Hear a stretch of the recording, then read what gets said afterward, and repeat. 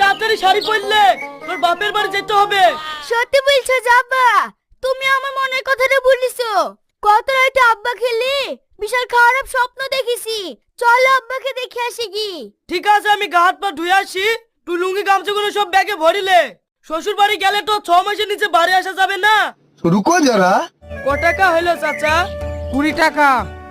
এই লেন।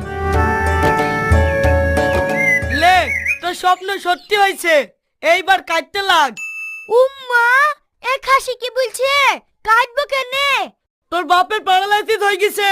তোর মা ফোন করেছিল, তার লাগি তো তোকে ল্যাস নু।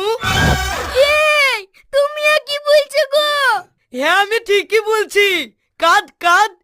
এই খাসি, আব্বা প্যারালাইসিস হয়ে গেছে। তুই আমাকে বাড়িতে বললি নি?